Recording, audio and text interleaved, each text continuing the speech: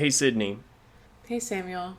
Could you tell me in 3 words how you feel about drag queen story time and also Confederate hero Augustus Wainwright? Definitely slay for both of them. Different conversation. That's more than 3. I'm glad you're here, honey Sunday. I'm going to get right into the message. I'm going to tell it like it is, as they say. Oh, I heard a hallelujah. Did you think I don't know what the hell is going on? And a lot of strange places. Where in the hell have you been? Hell fire! Hell fire!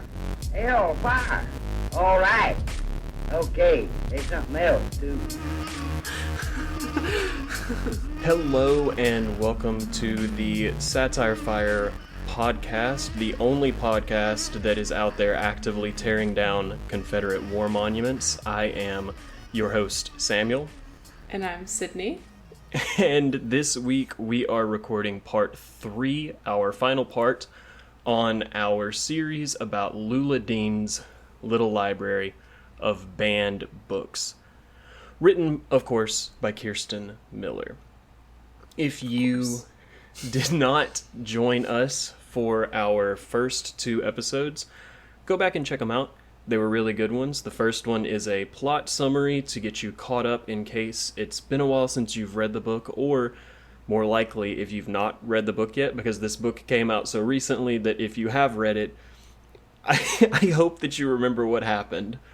But it was fun. Give that one a listen. And then last week's episode was a historical context episode where we talk about book banning, specifically book banning in the United States, but also international book banning, just to kind of put us in the right headspace to understand what it is that this book is talking about in this week's episode, which is an analysis episode. This is what it all comes down to. You could definitely say that the first 2 episodes really slayed the good connotation. The first 2 episodes slayed. This one serves. This one serves. Oh! Whoa. Teaser. What does that mean? So cryptic. But this is going to be a fun episode. We're going to talk about what the themes and the messaging are within the book, whether or not we like them, if they are working for us. And we're also going to talk some about the modern day context of this book. This is kind of a weird one for this specific book. We always try to talk about the ways in which the books we read are applicable in the modern day, because typically our books are older books, but with this one being so new, it's just kind of a little bit more of current context instead of the historical context. But we've got some fun stuff planned for that, so stick around. It'll be fun. But before we get into our ratings and reviews and analyses, Sydney, have you been watching or reading or doing or attending anything lately that you want to tell people about? Yeah. I have a book that I do want to talk about, but I think I'll do that next week because I did something today. Oh. That was so fun. So this will tell you when we're recording the podcast, but tonight at midnight, Renee Rapp's new album comes out. I love Renee Rapp. She's hot and also so talented. I've been a fan of hers since she was on the show Sex Life of College Girls, and a lot of people might know her from Mean Girls, the recent movie musical adaptation. She played Regina George, but she also played Regina George on Broadway for a bit. So multi-talented. She's incredible. But her album comes out tonight, and today, and also I think for the next couple of days, there's a Renee Rapp exclusive pop-up in New York where they're just shit. It's kind of like an experience, and they were selling merch, but a lot of the merch was exclusive to this pop-up. All I got was a hat because I don't really have money. I really wanted I really wanted this hoodie. It was very funny, but it was really cool. Renee wasn't there, which is okay. What a scam. I was yeah. But I mean, I feel like that kind of thing is so... They do things like that in New York all the time, where there's just these little pop-ups, and it's an experience, and sometimes the celebrities or the people who are... it relates to or sponsoring it will be there. Like, I mean, I don't know if I talked about this on the podcast, but I went to one a couple months ago, or like a little over a month ago, where I met Glass Animals, which is like my favorite band. Yeah. So... yeah, I had a lot of fun, and I'm really excited about the album. She's released 3 songs from the album already, and I like them all. My favorite is Why Is She Still Here right now, but we'll see what happens tonight. Who's to say? Who's to say? But yeah, it was fun. The hoodie that I wanted was $130. That's why I didn't get it. Shit. So that's crazy. But, you know. That's more than I would pay for a hoodie by a factor of 5. Like, if that hoodie had been... I was trying to think of who I would, like, want a hoodie from the most. I don't know. If it was the only hoodie like that in the world, I still wouldn't buy it. Like, I don't know. That's just so much money. I don't think that I own a piece of clothing that's worth $130. I think I maybe own, like, a suit that I paid $130 for, but that's not worth $130. That's just what I paid for it. No, I thought that was kind of crazy. They were also doing this thing where they were making custom shirts, and they had a selection of phrases you could pick from, and they said that Renee herself came up with the phrases. I don't know. Allegedly. If that's true. Allegedly. But those were cool too. But they were t-shirts, and I get they were custom, but they were $45. I was like, I'm not paying $45 for a t-shirt. So I just got a hat, and I stuck with the hat, but... Damn. Inflation's gonna get you. Yeah. But it was definitely a fun experience. Like, I like that I got to go to something like that. So. Yeah, it's almost like you live in a cultural hub or something. Like a worldwide cultural destination. Yes. Yeah, and then after that I got a bagel. Great day. Awesome. Thanks for your on-the-ground reporting, Sid. Yeah, you're welcome. What about you? What's going on with you? Well, I've not had any landmark cultural events in my area lately, so instead I've just been reading. I just finished what I think is my first murder mystery novel that I've ever read. And if you're gonna start with one, I started with the one, which is Murder on the Orient Express by Agatha Christie. This one has been made into a movie a couple of times, and I've never seen any of the movies, so I did just like fully go in blind, not knowing what was going to happen. And I had a really good time with it. I thought that it was fun. I thought the characters were really enjoyable, if weirdly racist at times. They hate Italians in that book. Like, they really do. But if you're unfamiliar with the book, essentially there's a train full of people that is going across Europe, and it gets stopped in the middle of the night because it runs into a snowdrift. And the next morning, one of the passengers on the train is dead. And now it's a matter of trying to figure out who did it, with the understanding that it must be someone still on the train, because the train stopped in the middle of the night and nobody got on or off. Classic, yeah. And so you go through all of the interviews with the passengers and the evidence that they find in their luggage and all of these like clues and tips and stuff like that. And it's really, like I said, the characters are fun and it's an enjoyable story to follow along with. What I didn't like, and I don't know, because I said this is my first murder mystery novel, I don't know if this is indicative of all of them, but you get to the end of the book, and the, like, denouement, big reveal of who done it from the detective involves the detective telling you, both the people in the train and you as the audience, some of the evidence that he saw along the way that wasn't pointed out in the narrative up until that point. And so new information is being revealed that if you knew it whenever the detective noticed it, you probably could have figured the murder out. But because they specifically didn't tell you these crucial pieces of information, you weren't able to jump to the same conclusion. And it felt That's like interesting.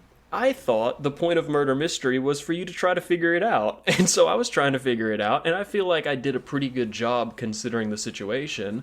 But then you get to the end of the book and it's like, oh, this person was lying the whole time and I knew it because of this, but I didn't tell anybody. And I was like, Yeah. that feels like cheating, man.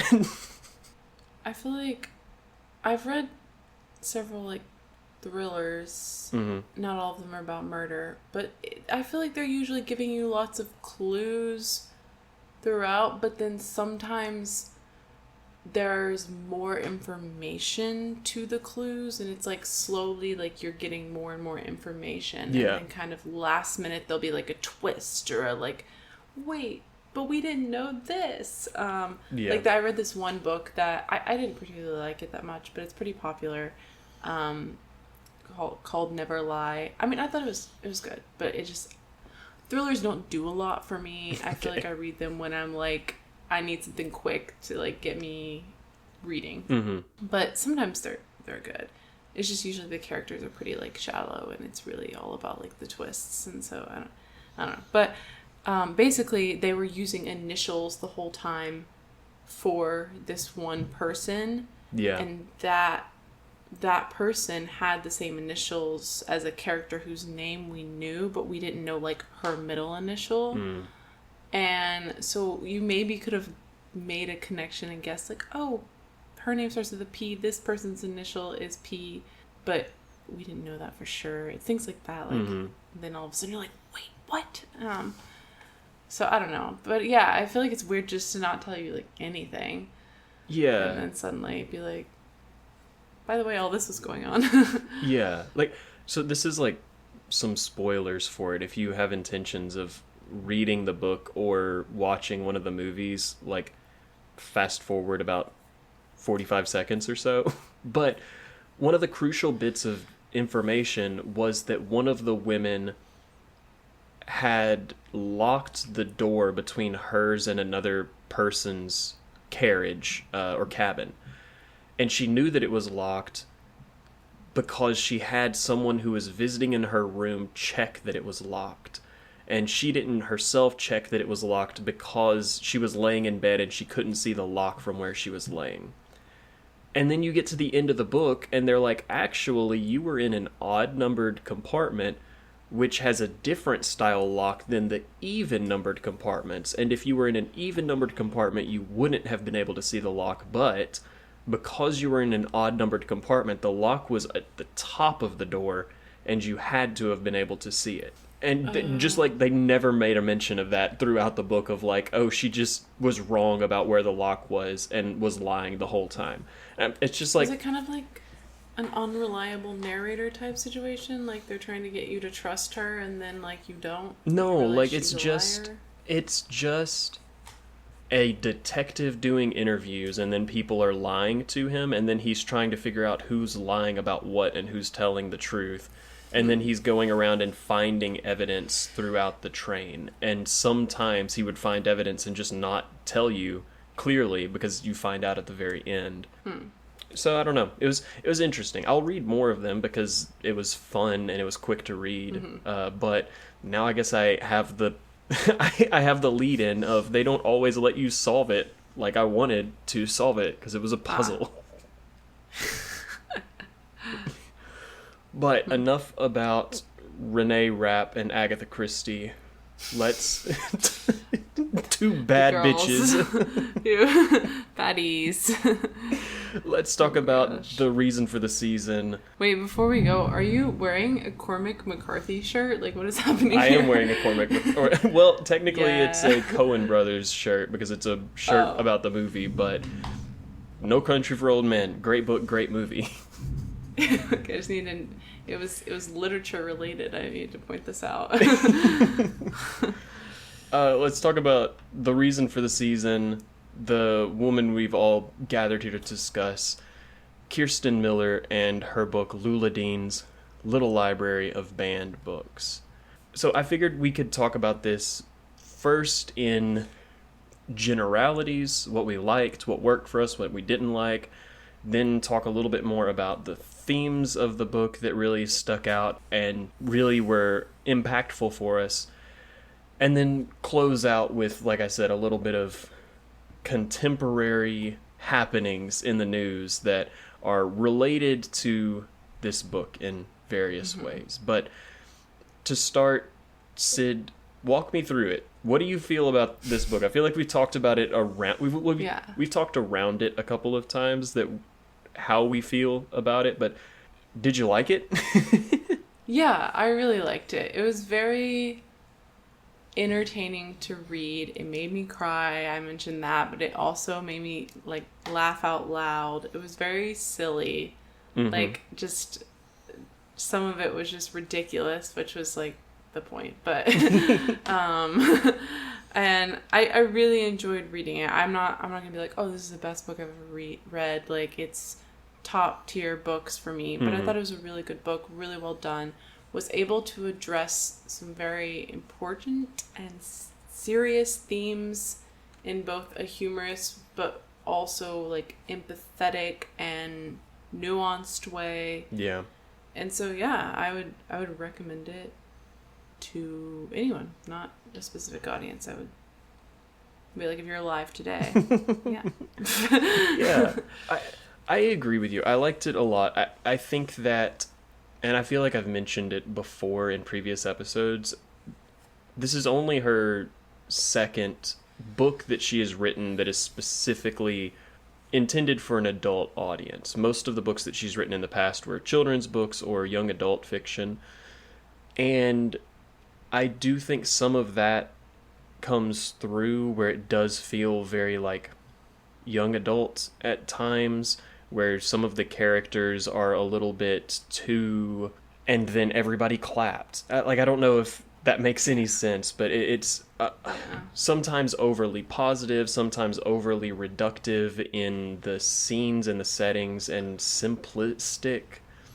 Yeah, sorry to interrupt. I didn't, like, everything just worked out so perfectly, and I don't know if that served the point very well, but I mean, I do, like, with all of that in mind, I did really, really like it. It did make me cry too. I would also recommend it to most people.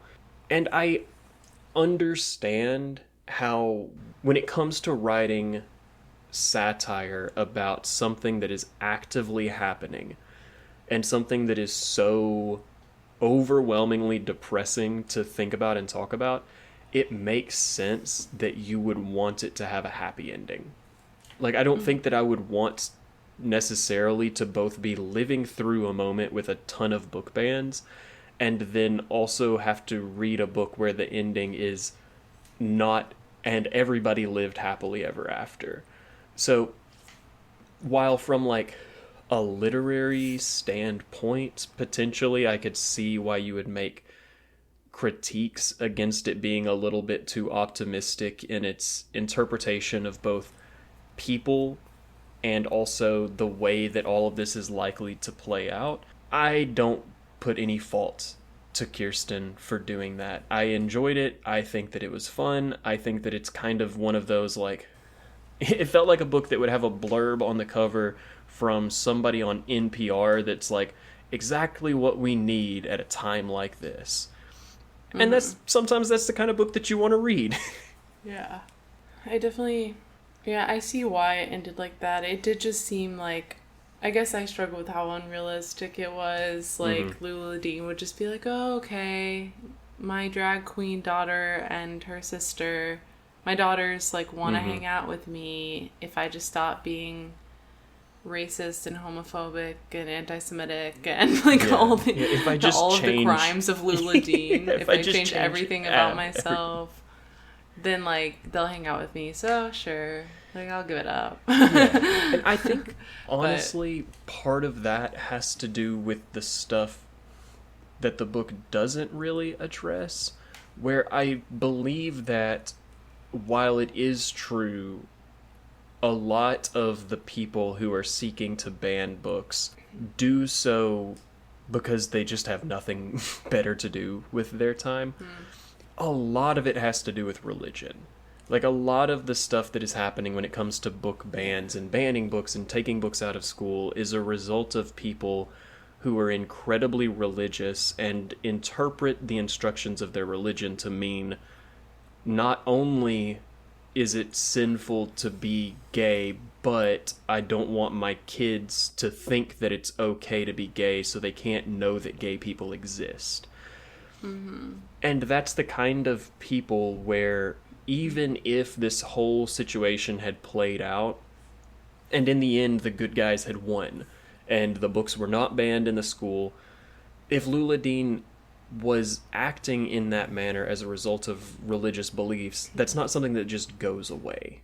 You can't outmaneuver somebody from their religious beliefs by pointing out, wait a second, maybe you're being really hateful right now. Or, like, hypocritical. It's like, yeah, I don't...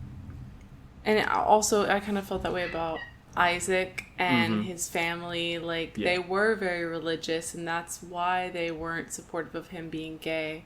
And then his brother was like, read this gay romance novel, and then everything was okay. And I'm like, well, I don't think that would happen that easily, but that's a sweet thought. Like, it was endearing. It was an endearing story. I liked reading it, but I was like, yeah, definitely. Like I said, I understand why it has as many good endings as it does, and I understand why it doesn't touch on the deep-rooted religious beliefs that are behind a lot of these thoughts as much as it does, because that would turn it into a completely different book.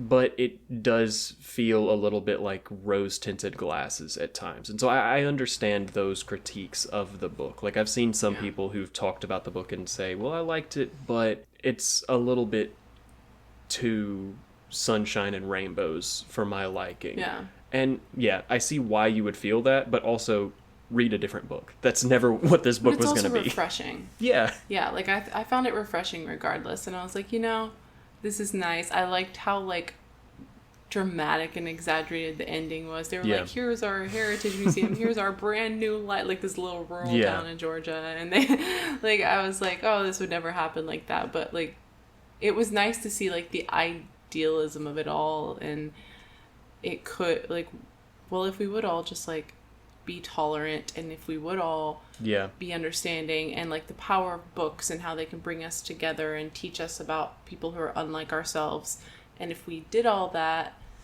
best case scenario, it could look like this. And that's nice. Yeah, I agree. And so one of the things that I wanted to talk about with this book, and kind of related to that and, like, the idealism of it, I mentioned it at the start of the series. I don't know if I've brought it up enough since then. But one of the main reasons I wanted to talk about this book is because of how much we disliked Fahrenheit 451. And the reason why we disliked Fahrenheit 451 so much, besides the fact that Ray Bradbury's a piece of shit, was that it didn't seem as though Ray Bradbury, had any kind of a conception of why he thought books were good and important. He just kind of liked the idea of books and books being available. Whereas I think this book does a significantly better job, even if it's being way over the top exaggeration in those moments, a way better job of showing why books are good.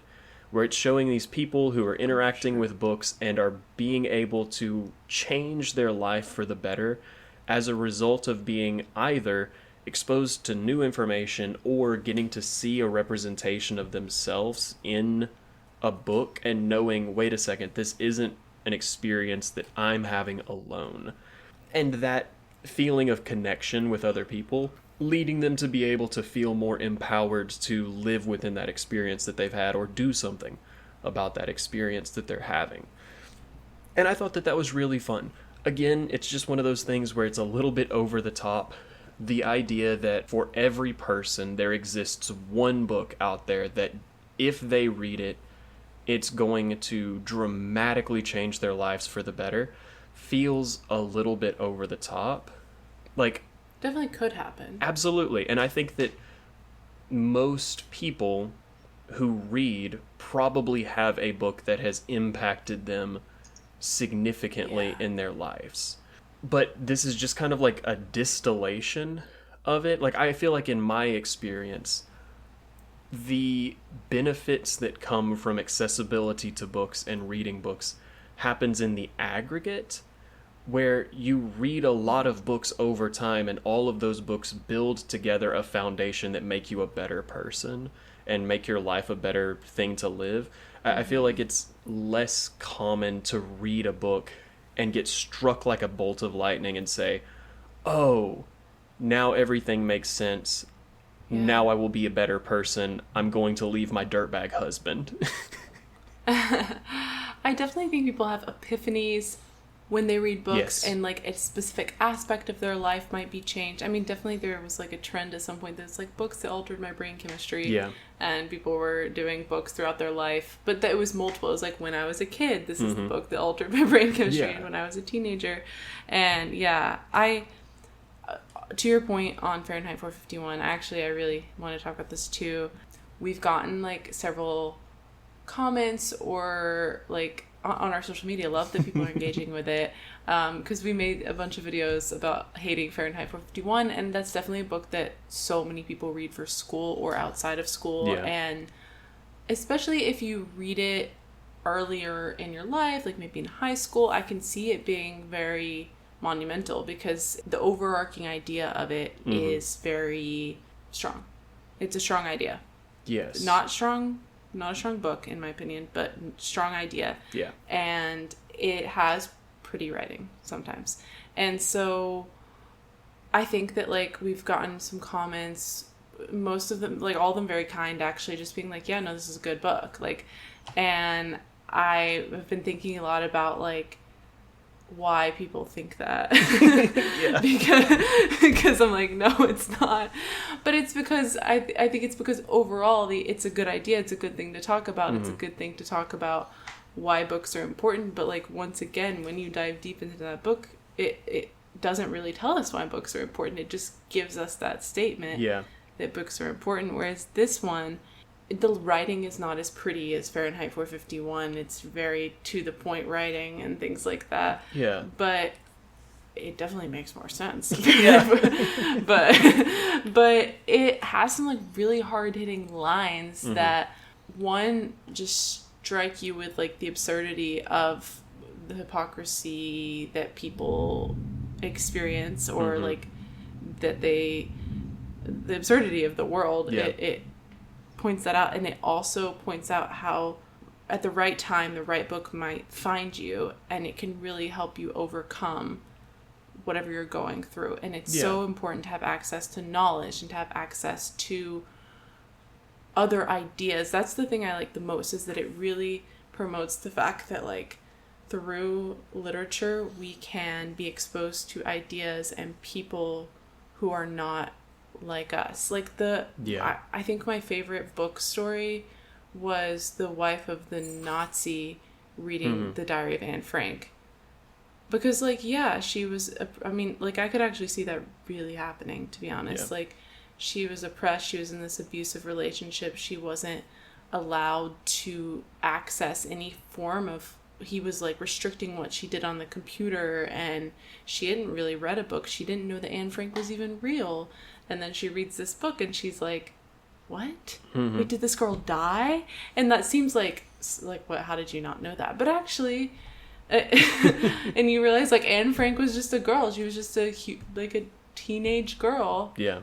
And this is what happened to her just for being a teenage girl, just like you have a teenage boy. Yeah. You know, she had a son. And so, I don't know, I feel like that's something it did so well, and Fahrenheit 451 does not do that one bit in any way. It does not give us reasons why books can change lives or can help us be informed or help us come together or help us build connections. Yeah. And I think that this one, while we've already talked about there's points in which this book does kind of mislabel or misascribe the reasons for why book bans are happening today. it still does a much better job of that than Fahrenheit 451, which is one of our main critiques of the book that we've talked about, is that from his perspective, Ray Bradbury that is, the reason that books were being banned at the time that that book was being written is because minority populations, namely gay people, people of color, indigenous people, were pushing to ban books that were not politically correct. And he was very vocal about this later in life, of saying, oh, the book bans that are happening are all political correctness. You can't even call people slurs anymore. Whereas this book is significantly closer to the truth of, no, it's not. Books are getting banned because minorities take umbrage with slurs in the books. Books are getting banned because some specific people, for very specific reasons, don't want kids to know that gay people exist, or to know that people of color have experienced racism and discrimination since the beginning of America, even before that. But in this country, from the very start, people of color have been systematically oppressed. And that's something that certain people just don't want their kids to hear about or to know. And this book, like I said, it doesn't really talk as much about why those people feel those things, beyond like, Nazis don't want you to know about the Holocaust, and very like broad examples such as that. It still is pointing in the right direction of, no, these are these are conservative groups that are doing essentially all of the book banning, and they're doing it from a place of xenophobia. Yeah. There's one part that I noted that I think got pretty close to doing that. It was still a little vague, but it was this is from the perspective of Isaac, who is the gay Black valedictorian of this rural town. He just came out to his family, and he is not being accepted by his parents, and is just facing some prejudice for who he is. And he's like, Isaac knew what those people saw when he walked down the street. They saw a future that scared them, a future where everyone had a chance, just a chance, to be their best selves. If you were smart and worked hard, you might rise to the top. You could love who you wanted and dress as you liked. It was hard to argue with any of that in a country that proclaimed everyone to be free. So they had to turn ordinary people into villains. Black folks were criminal, their news channels shouted. Gay men, debauchery. Feminists were man-haters. Drag queens were groomers. Democrats were pedophiles, and all good Americans should take up arms against them. Fighting the forces of evil, whether black, gay, feminist, or fabulous, would take drastic measures, the hate mongers told their followers. Books would need to be banned and laws broken. Some parts of the Constitution might no longer apply to everyone, and there were sections of the Bible they'd have to ignore, starting with love thy neighbor. So I feel like that was like 2 paragraphs, but still, it kind of got at the point is that you fear what you don't know, or you fear what threatens your way of life because it's different from you. Yeah. And also, people in positions of power want to stay in power, and so they make other people villains. Yeah. Who threaten that power, and that's usually minority groups.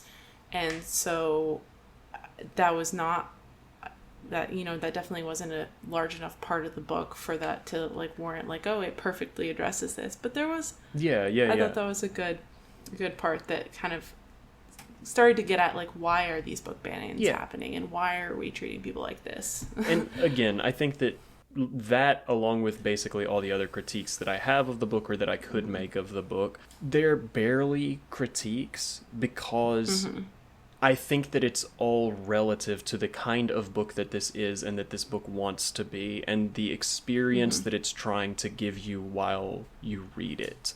Where something like with Fahrenheit 451 or Brave New World, the critiques that I have are with the messaging of the book, with the way that the author is representing certain people, stuff that is like a structural flaw within the book that I feel dramatically decreases the impact of the book and the enjoyability of the book and to what regard I should hold the book. For this one, I don't have those kinds of like structural critiques of the book. I don't think that it's being intentionally misrepresentative of any groups or any of its themes or ideas or anything like that. It's just like nitpicky stuff that really just falls down into, are you in the mood for a relatively light contemporary fiction read or not? Because if you are, then you're going to like this book. But if you want a book, like I feel like if you come to this book and say, man, it wasn't serious enough, you should have read a serious book. Or if you're saying it didn't really have the poignant, sad, emotional, bittersweet ending that I was hoping that it would because everything came out too good in the end, read a different book. Like, that's just not what this book is. And so I think, like, with that as the broad understanding, it's exactly what it wants to be, and I think that that's great for a book. Yeah, I agree. So, did you have any other, like, specific scenes in the book or quotes from the book or anything like that that you wanted to talk about that, like, you enjoyed or you felt encapsulated some theme of the book that was important? Yeah.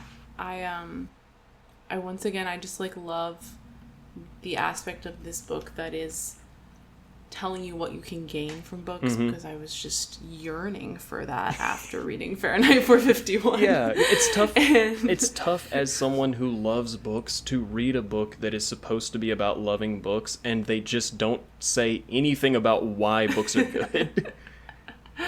And I wish we got more of the librarian, Mara, I think is her name, and she is an Indigenous American. She's a member of the Cherokee tribe, I believe, is what they said, which would make sense for that region. So, but yeah, she is talking about her grandmother who taught her a lot about Indigenous medicine and, like, the land they lived on.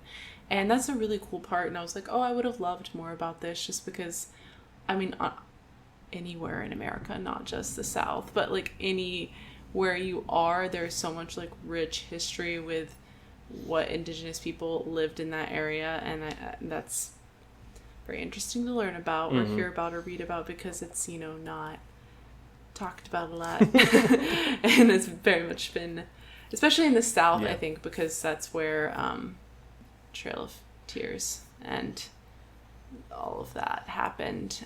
And so just so much of that culture has just been scrubbed from, like, Southern culture. And so that was interesting. And, like, obviously there are books about this. There are entire books from the perspective of Indigenous people, both fiction and nonfiction. So, like, you can get that other. But anyways, I really liked her as a character. And something she said that her grandmother taught her was, what matters is never letting people tell you what to think. Don't let them convince you that one way is right and another way wrong. Gather as much knowledge as you can, because information is power, and choosing how to use it is freedom. The more you know, the freer you'll be.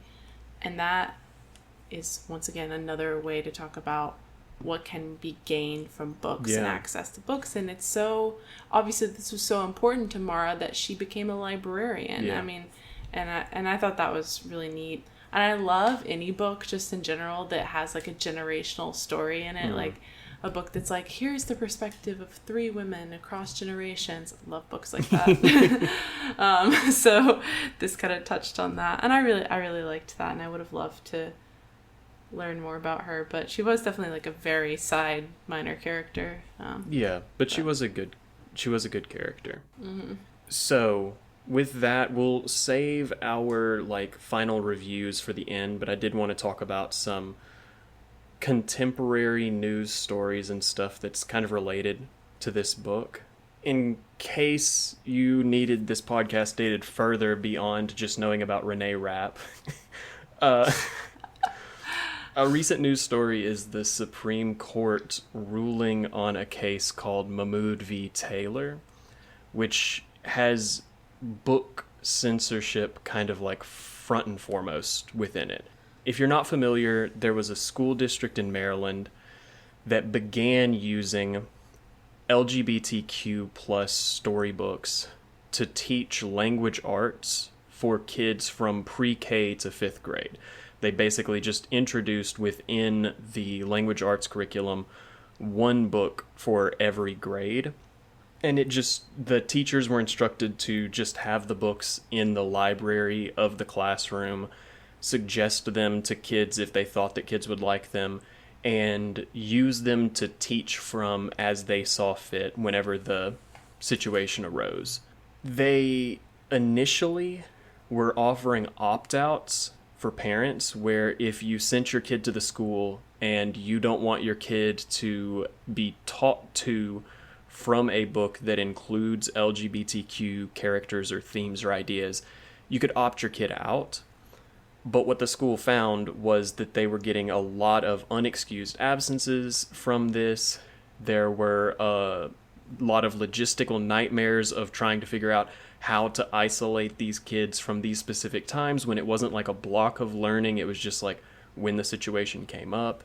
And most importantly, they said that letting kids opt out would make the kids who were in LGBTQ families or were part of those families or were themselves LGBTQ feel incredibly isolated. Because, I mean, imagine if you had 2 gay dads and your English teacher in 2nd grade wants to talk about 2 gay dads and then half of the class leaves because they don't want to hear about gay dads. Yeah. That would suck as a little kid. But some parents got really upset because they took the opt-out system away and ended up suing over it. And it got all the way to the Supreme Court. And so I actually read the entire decision memo and all of that stuff to prep for this episode because I wanted to know. The decision came out that actually no, you can't teach LGBTQ books in a classroom setting without providing the opportunity for parents to opt their kids out. If parents can't choose to prevent their kids from learning that gay people exist, then the school just can't teach about gay people. I feel like, and all of the listeners of the Satire Fire, I assume that you're so educated and sexy, but just in case you don't know, like, because the Supreme Court made this decision, that's now a national precedent. Yeah. Like, that is now something that it would be hard for a different state to not abide by. Yeah. So anyways, go ahead. Exactly. And so, first off, I'm not going to just like read the entire decision, but like I said, I read it because I wanted to know how they could have come to this decision. And so if you personally would like to listen to some people with just rocks for brains analyze children's storybooks for your free time, then go ahead and read it. You get to hear what they think about Pride Puppy, which is a book about a puppy getting lost at Pride, or Scandalous. Uncle Bobby's Wedding, where a gay uncle gets married, or we're getting too hot for TV here, Prince and Knight, where there's a prince and a knight, and they get gay married to each other. Oh my god. So with the decision stuff, I am not going to talk about the loss, because I'm not a lawyer. So I'm not going to touch on the legal arguments that they make as far as the precedent. But if you are interested in hearing about the legal arguments, there's a podcast called 5 to 4. It's just the number 5 and then a hyphen and then the number 4. They are lawyers, and they did talk about this, and they do a better job than I would of breaking down why legally this doesn't make any sense either. I just want to talk about the way in which these people analyze children's books.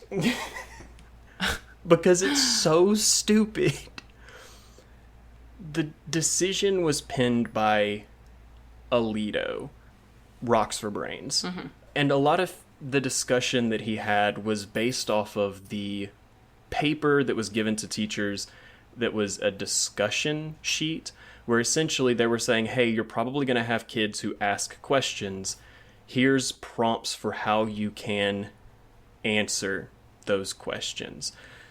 And they had a lot of issues with this and saying that it was like the answers were serving to indoctrinate kids within a certain belief. And so the first one, this is a quote.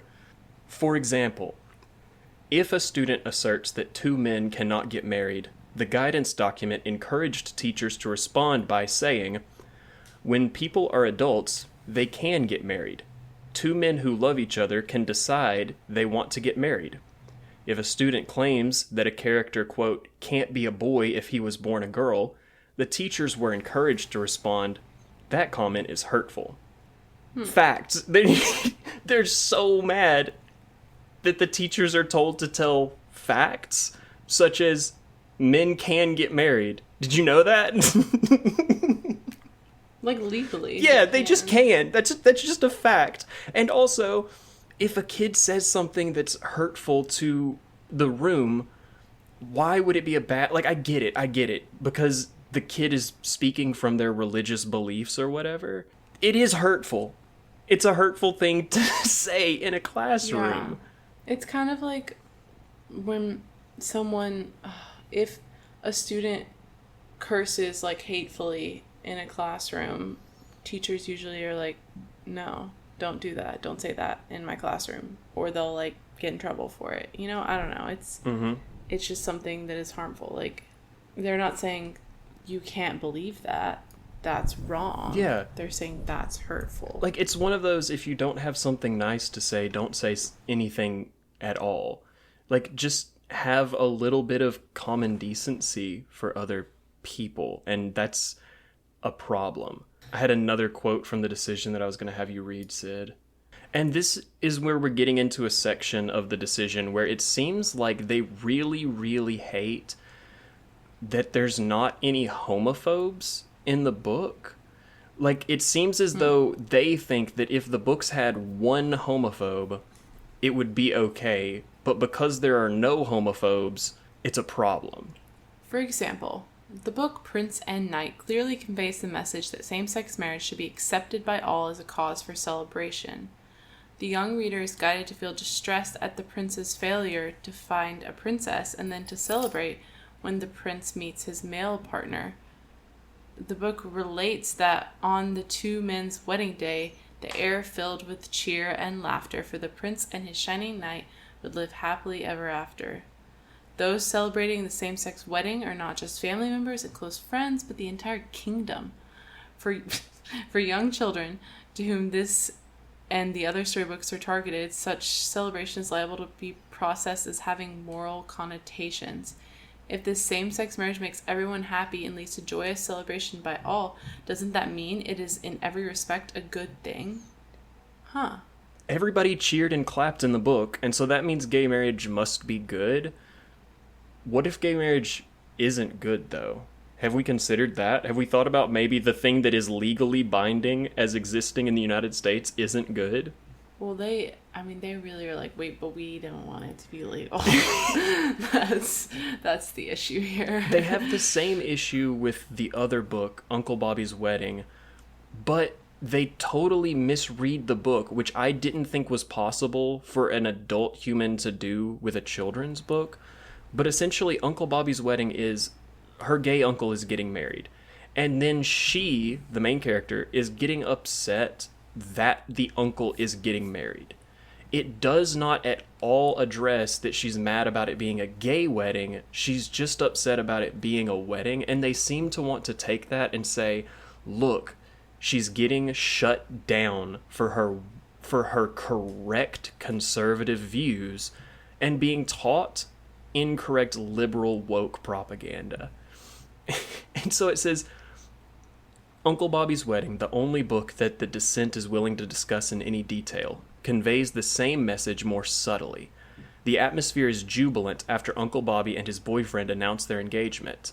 Quote, everyone was smiling and talking and crying and laughing.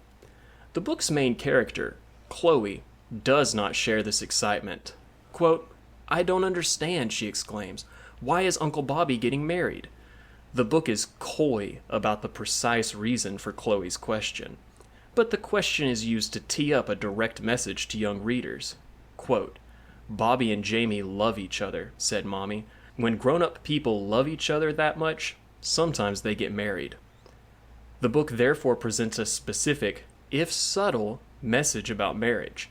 It asserts that two people can get married regardless of whether or not they are the same or the opposite sex, so long as they, quote, love each other. They can! That's a fact! They can! I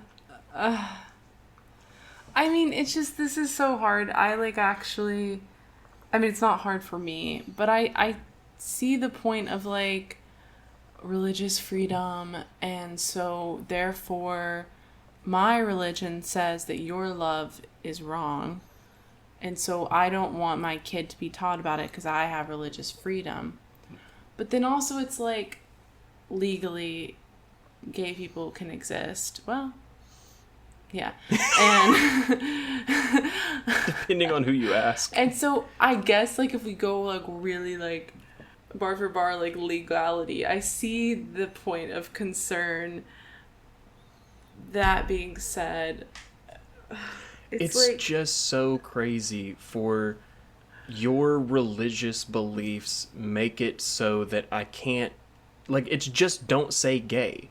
Like, I can't say that gay people exist, not because your religion thinks gay people don't exist, but because your religion thinks that gay people shouldn't exist, and you think that if your kid knows that gay people do exist, they will become gay. Which is the craziest thing reading about gay people did not make me gay.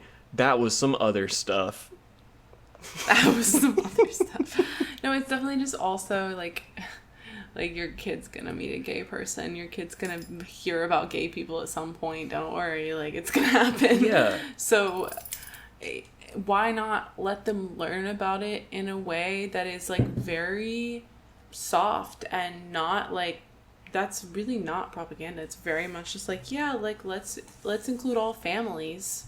Let's talk about all the families that are represented at this school. Let's talk about all the different ways that, like we're all different, and it's just kind of like teaching kindness and understanding. I don't even want to use the word tolerance. I just want to use the word, like, understanding. And how about you let them learn about it in that way, and not, like, when they're off at college and on Grindr. Like,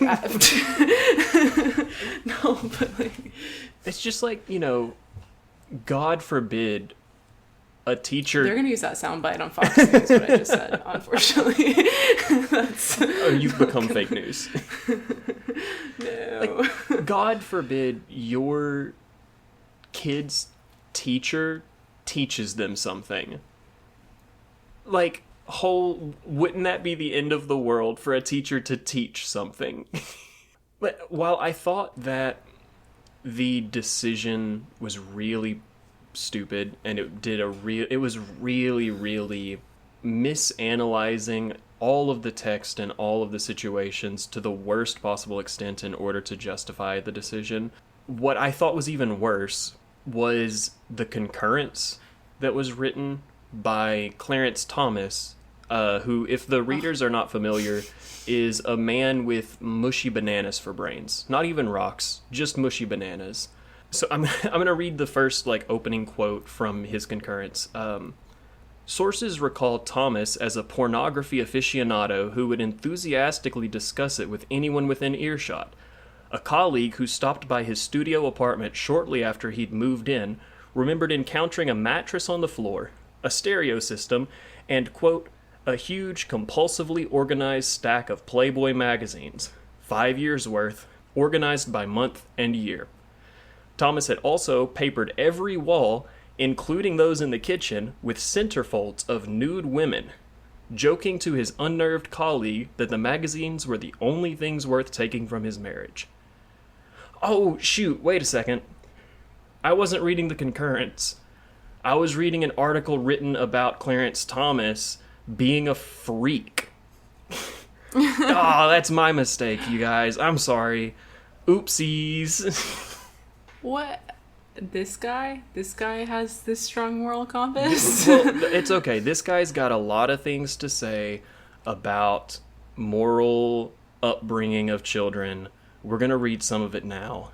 This is what I thought was a pretty good encapsulation of what his argument here is, which I'm going to send to you now, Sid. Oh, great. Yeah. Oh, before you get started, just for context to the audience, Pierce and Yoder are precedents that he's referring to as reasons why he's striking down this decision. So if you hear Pierce and Yoder, that's why. The board's LGBTQ plus inclusive curriculum and no opt-out policy pursue the kind of ideological conformity that Pierce and Yoder prohibit. To be sure, the board frames its policy in more veiled terms. It is maintained throughout this litigation that the storybooks serve broad interests in promoting equity, respect, and civility amongst its diverse community, normalizing a fully inclusive environment, encouraging respect for all, and creating a safe educational environment. It further determined that allowing opt-outs might expose students who believe that books represent them or their families to social stigma and isolation. As the acting principal of one Montgomery County public school euphemistically explained, being accepting is the goal. Which I want to point out, euphemistically explained is an insane thing to say. Through his veiled euphemisms, the principal said that he wants students to feel accepted. But I think he has a darker and more sinister purpose at heart.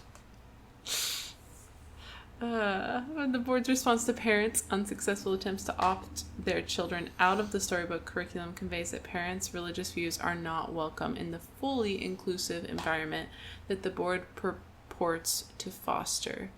As the majority recounts, the board ignored that thousands of parents felt deeply dismayed and betrayed by the rescission of opt-outs from the content that conflicts with their sincerely held religious beliefs.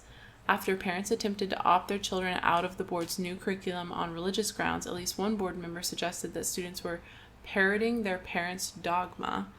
The board member further analogized the parents to white supremacists and xenophobes, and a different board member suggested that any objection to the LGBTQ plus inclusive curriculum stemmed from ignorance and hate.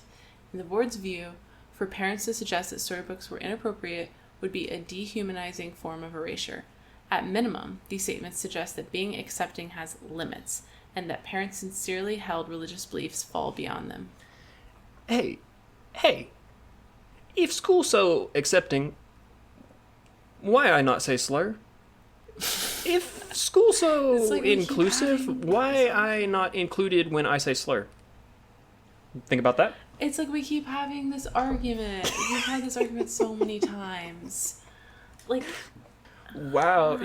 It seems like you guys have a limit when it comes to tolerance, and that limit is when I say faggot.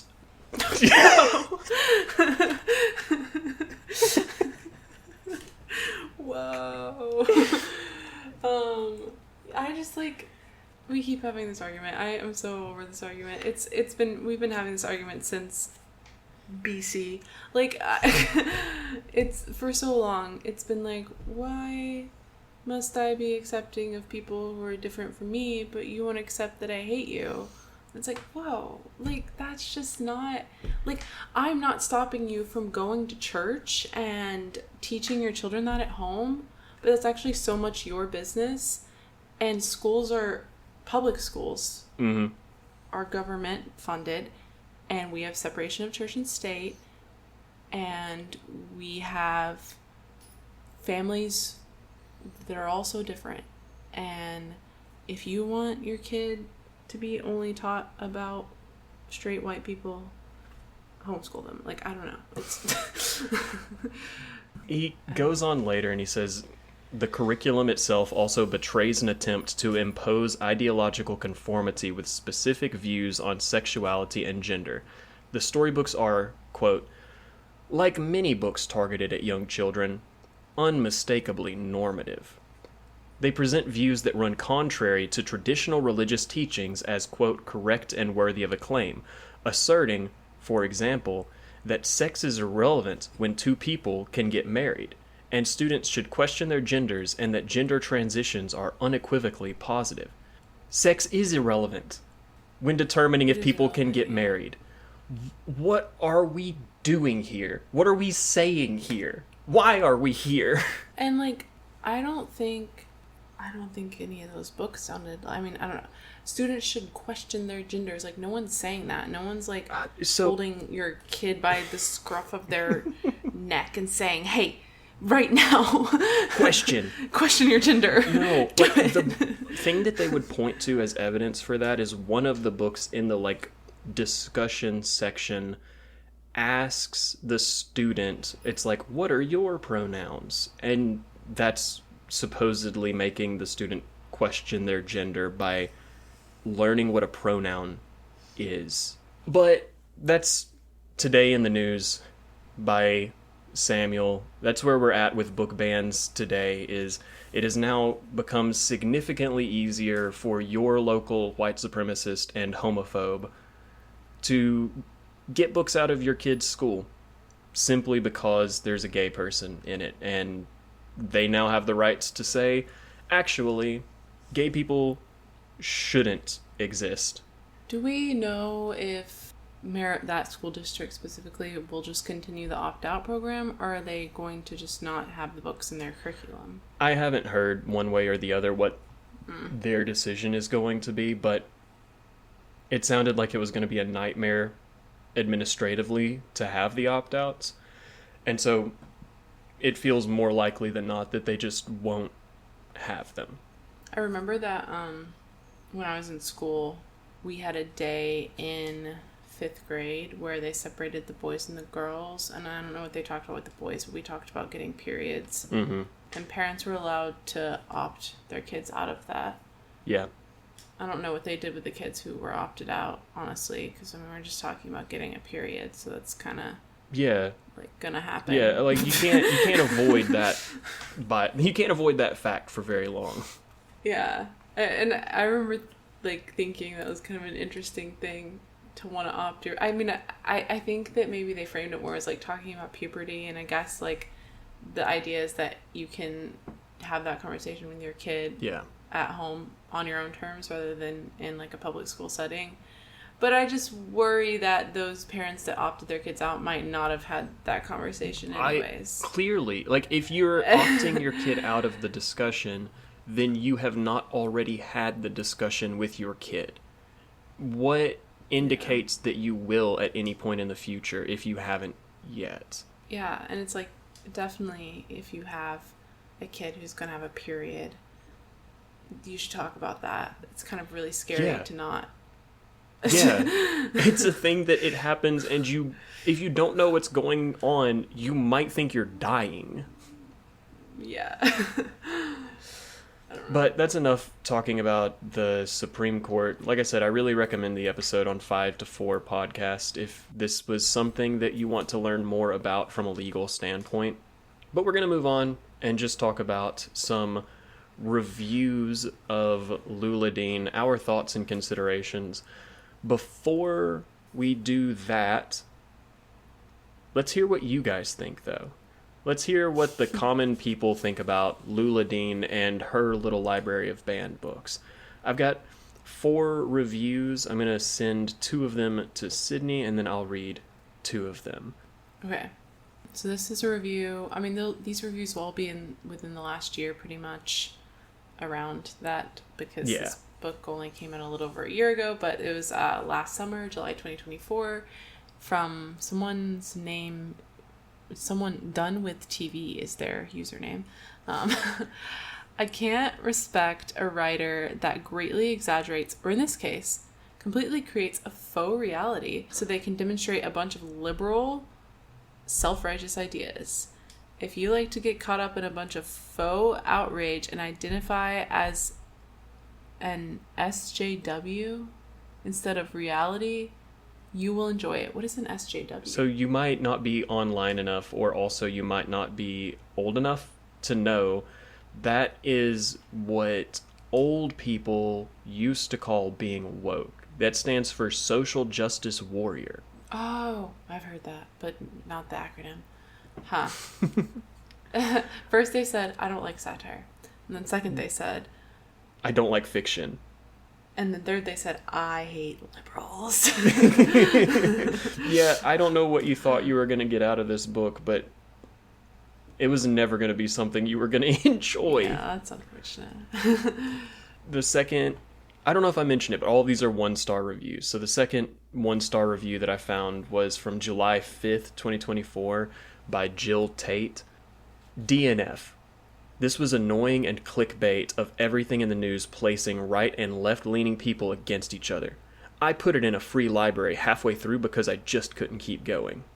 Hey, thanks for supporting the cause. That was so nice of you. Aw, okay, advocate. Yes, queen, go off. Slay, we support access to books. Slay. Put it in the free library. That's so funny. Did they get the irony of that? Probably not. I have no idea. Yeah, it could go either way, but I just thought that was, like, again, they don't like satire, and also they don't agree with book ban is bad, so I don't know what you thought you were going to get out of this. Okay. Valerie in September of 2024 said, DNF, I only gave it a star so that I could leave a review. Wow. All those 5-star ratings? Are there really still so many women these days who let their husbands treat them like it's 1910? The author makes the women sound like idiots. An example, while reading a book, she stole a glance over her shoulder in her own empty house to make sure no one was watching. The writer then throws in a lot of F-bombs, I'm not sure why. Good title, but sorry, it's just too boring and insulting. And were they all hardcover books that other dust jackets fit exactly? Don't burn or ban books, but don't read some of them. Wait, this is a really funny review. I did have that critique about, like, there's no way all the dust jackets fit perfectly. Yeah. But that's just kind of a thing that you have to accept in the universe.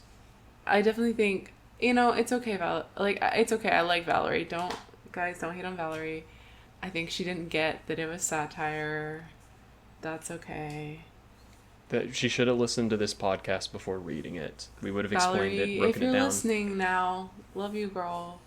Hope this helped. Yeah. Also, Valerie, yeah, there are still women who have husbands that are abusive. In case you didn't know, that's still a thing. Maybe not something that you should make fun of. I feel like she was not ill-intentioned here, but really just kept saying things that were like, oh wait, Valerie, hey. Wait, 1 second. The last review from September 9th of last year by Sneed Reads. Rarely am I a DNFer, but this book was so annoying I couldn't get past 28%. Yes, it's satire. No, it's not hilarious. And I'm certainly not cheering as described in the synopsis. Every new chapter is another current hot topic. Anti-Semitism, prejudice, rape, generational wealth, rather grown children trying to get it, conservative versus liberal. All centered around ultra-conservative Lula and her banned books. I read for pleasure, and this one had me eye-rolling at every new chapter that had nothing to do with the previous one except for the books. I couldn't take another page, let alone another chapter. If it was up to me, I would ban this book just so no one else has to deal with it. I love when people make comments like that. It's so funny. It's almost as though the book is about books or something. Why are all these chapters about books? I couldn't tell, what that person thinks about anything. I also love describing anti-Semitism, prejudice, rape, all as hot topic issues. Mm-hmm. No. The hot topic issue of rape is really hard because I don't know why they're trying to make us talk about it. This new thing that just popped up in the news. Have you guys heard about this? I don't know why everyone's talking this about pop culture sensation. Yeah, it's just propaganda. But that was your reviews. Let's get into our reviews. Sid, what did you think about the book? I gave it 4 stars. Okay. I debated between 3 and 4, but I landed on 4. It's hard because, like, the star system is so convoluted, but I gave Brave New World 3, so I felt that I liked this much more than Brave New World. Yeah. And but I didn't like it as much as Slapstick, for example, but that also got 4 stars. But all in all, like, I would recommend it. I enjoyed it. My critiques aren't that big of a deal. The reason I even considered 3 is just because I've just read such better books in my life. But that doesn't mean this isn't, like, an important book. And I think that's another reason I give it 4, is because it's, like, an important book. What about you? I also gave it a 4-star rating. It made me cry. I enjoyed it. It wasn't a perfect book, but it was certainly an above average book. I liked what it was talking about. I think that it, like I said, did a good job of being what it wanted to be. And the fact that what it wanted to be is not necessarily my favorite style of book is not a fault of the book or the author. It's just, personal preference. But I did give it 4 stars, and I thought that it was a very right down the middle 4-star. It's a very enjoyable book. Yeah. And when it comes down to it, I feel like a good and really good, even great, enjoyable book is like a 4-star book for me. Whereas a 3 would be more like, it was good, but it wasn't great, and I had a lot of problems. And I don't think the problems I had with this book were that serious. Like, they weren't. So that gives us an average rating of 4, and then you've already kind of indicated where you're planning on ranking the book, which is 1 below Slapstick, right? Yeah, that's what I would do. I don't know how you would. Okay. The reason I would put it 1 below Slapstick is because I just do think it's hard, and we've been like, oh, are we going to have so many Kurt Vonnegut books at the top? But I just think he does satire better than most people, and that's the hard thing. But this was really good satire, so I don't know. Yeah. So right now, for those who are unfamiliar, we not only read all of the books that have ever been written that are satirical, we also rank them compared to one another. And so this is going to be our 5th book added to the list of rankings. Currently, the number 1 spot is being held by 1984 by George Orwell. Second is Slapstick. Third is Brave New World by Aldous Huxley. And number 4 is Fahrenheit 451 by Ray Bradbury. So we're now officially going to have a top 5 for the podcast with Lula Dean's Little Library of Banned Books being added in. And I think that I agree with you. I think that this goes nicely into the number 3 spot. I think that we're starting to get into some like split hairs for me. We have the bottom, which is Brave New World and Fahrenheit 451. A pretty good gap that we're probably going to spend a lot of time filling in. And then I think that this one and Slapstick are like neck and neck for me. I enjoyed both of them in very different ways, but I feel like what Slapstick was doing is a little bit more complex, and as a result I enjoyed it a little bit more.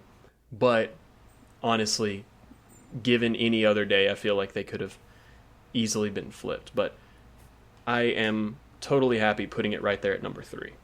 Okay. And then, should we do the bookmarks of satire as well? Yes. Last but not least, let's talk about the bookmarks of satire. What does this book do and what does it not do that would make it defined as satire? Is it really satirical, or are we just making things up? The first bookmark and the first hallmark of satire is humor. Yeah. It's a funny book. The second one, irony. Is it ironic? A little bit. I Yeah, feel like I there were would some think scenes so. that I remember being ironic. Yeah, I'm fine labeling it, giving it the check mark in irony. I just feel like there's going to be some that are more so. This one does just enough for me to think, yeah, it gets a check. Exaggeration? Yeah. Yes. Obviously is exaggerating the situation and the people's emotions and the way that they behave. That's maybe the thing that it does the most of. Ridicule. I don't really think so. I don't either. I think that it comes close to ridiculing Lula Dean. Oh, yeah. But I think that it does enough to try and explain her actions and redeem her as a character that it doesn't want you to think that Lula Dean is an object of ridicule. It wants you to think that Lula Dean is a misguided person. I think every character gets redemption and understanding in some way through the plot. So, but it kind of takes the ridicule aspects that it could. But they don't ridicule him either, really. No, they just kind of show him as a Nazi and expect that you as the audience are going to say, hey, this guy sucks. Yeah. But what it could have been doing in ridiculing, I think that it does make up for, and it puts all of that instead into critique. I think that this book does critique the viewpoints of people who want to ban books and critique why they want to ban books a lot. Yeah. So, 4 out of 5 is not bad at all. This is solidly a satirical book. It gets the Satire Fire seal of approval. If someday we ever get our own Oprah Book Club stickers that we can put on books, Kirsten Miller, congratulations, you've just earned one. That's so exciting for her. That's going to do it for us for this week. Be sure to come back next week when we are going to be talking about a satirical songwriter who recently passed away. So we kind of bumped him up into order of when we're going to talk about him. His name is Tom Lehrer. Go out and listen to some songs between this week and next week to get familiar, and that's what we're going to be talking about for our interlude. Before the week after that, we start a new series that Sydney is leading. Would you like to tell us what it'll be, Sid? Yeah, so we will be discussing Her Body and Other Parties, which is a collection of short stories from author Carmen Maria Machado. Spoiler, I love this book a lot, so I will take no criticism. But anyways. And I have not read it, so tune in to see if I critique it or not. Yeah. I'm thinking, for anyone who's also like very into this book, we won't be talking about every single story because it is a collection and I don't think we have time for that. So I'll be picking a few that I think really address the themes and maybe are more satirical. But yeah, excited about it. Yeah. So thank you for tuning in and listening this week. Be sure to like, subscribe, follow, rate us 5 stars wherever it is that you are listening. We really appreciate that. Our intro and outro are remixes of the song 48 by Cullah. And if you would like to engage with us between now and then and see some of the great short form videos that Sydney has been making, Yes. Sydney, where can they find all of your creative output? Oh, thanks. Yeah, we are on Instagram at the Satire Fire Pod, Pod, and also on TikTok, Blue Sky, and YouTube at the Satire Fire. And yeah, I've been trying to make more content to hopefully engage with more listeners or potential listeners, and it's been really fun. Like, gotten some cool comments. I like it when you guys disagree as well. Like, I like to hear that discourse as long as it's respectful. And so it's been fun. Follow us, talk to me, DM us. Yeah, talk we've to been Samuel. getting a lot of new followers on Blue Sky. So if you are here listening for the first time because you found us on Blue Sky, shout it out. Let me know in the comments because I am really glad for that.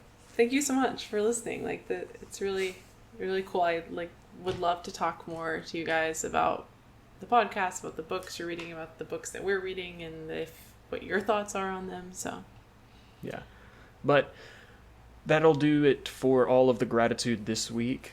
Thank you for listening one last time to the Satire Fire. I am Samuel. I'm Sydney.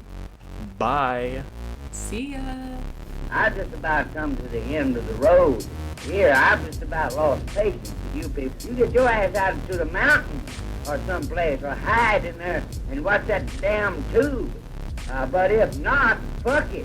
I'm done. In fact, my sermon